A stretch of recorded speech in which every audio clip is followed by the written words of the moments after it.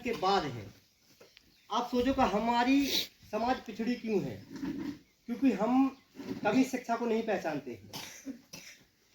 शिक्षा की देवी कौन है आपको पता है? शिक्षा किसने दी है और शिक्षा के लिए किसने संघर्ष किया है, अभी तक किसी को पता नहीं है। ज्योतिबा फुले और सावित्रीबाई फुले माली समाज में जन्मे थे, उनने शिक्षा दी है हमारी समाज को। सम्राट अशोक कौन है? कौन कौन जानता है भाई साहब यहाँ पे? सम्राट अशोक कौन कौन जानता है? सम्राट अशोक अखंड भारत के निर्माता थे, जिनके चाइना, भूटान, जापान ऐसे बहुत से, और भारत तो एक विशेष राष्ट्र था ही उनका। तो अखंड भारत के निर्माता सम्राट अशोक थे। तो हम अपनी उस ताकत को पहचाने कि सम्राट अशोक के वंशज हैं हम। और हम अगर अपनी महिलाओं को शिक्षित नहीं करेंगे, अगर हम अपने बच्चों को शिक्षित नहीं करेंगे, तो हमारी क्या है जीवन में, क्या है? अगर हम अपनी दादा परदादा की कुलखन ना उठाएं तो फिर क्या मतलब बनो इस चीज को। इसलिए हम अपने समाज को शिक्षित करना बहुत जरूरी है। और अब ये बताओ कि हम लोग जब सम्राट अशोक के राजा थे तो मतलब वंशज थे तो राजा थे ना, लेकिन आज हम लोग राजा क्यों नहीं है?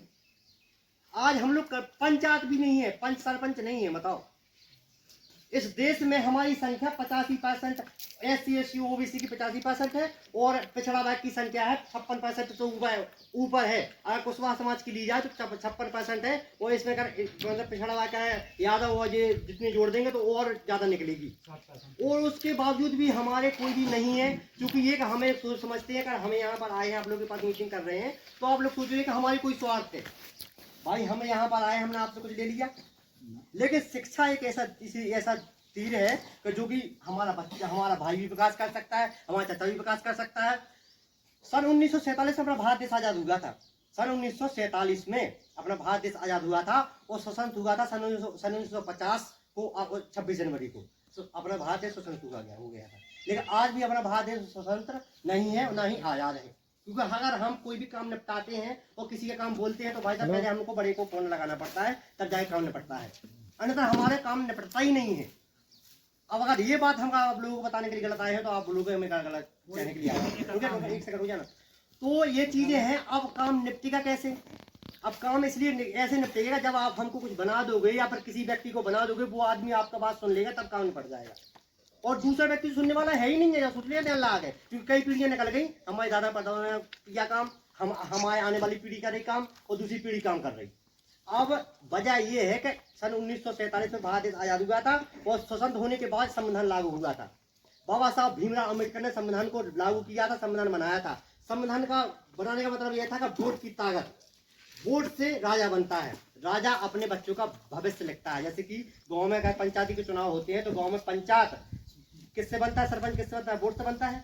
और हमारा आवाज कौन निकालता है? सरपंच निकालता नहीं निकालता है। तो सरपंच बड़ा है, वोट बड़ा, वोट बड़ा है, तो वोट की ताकत बड़ी है। इसलिए हम आपको ना तो हमको आपसे वोट, हमें हम तो लड़ेंगे, तो लड़ेंगे, जीत जाएंगे, कोई बात नहीं, हार जाएंगे तो भी है, लेकिन पहले ये बात को समझना है कि वोट की कितनी बड़ी ताकत है, पहचाननी है। और भाई लोग, ये मैं आप लोगों को बताने आया हूँ, मैं चंद्रशेखर सम्राट कुशवाहा, जिला उपाध्यक्ष आजाद समाज पार्टी से।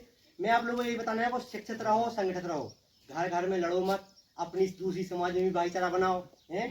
और अच्छी बात है कि देखो भाईचारा बना के रहो, अच्छे अपने माहौल बढ़िया बनाओ है, और अपनी महिलाओं को शिक्षित करो, घर घर में न लड़ो, अपने बच्चों को शिक्षित करो। हाँ, और एक बात और मैं आप लोगों को बताना चाहता हूँ, भले ही एक रोटी कम खाओ, लेकिन भाइयों मैं आप लोगों से विनती करता हूँ, अपने बच्चों को जरूर पढ़ाओ, क्योंकि हमारा बच्चा पढ़ेगा तभी आगे बढ़ेगा।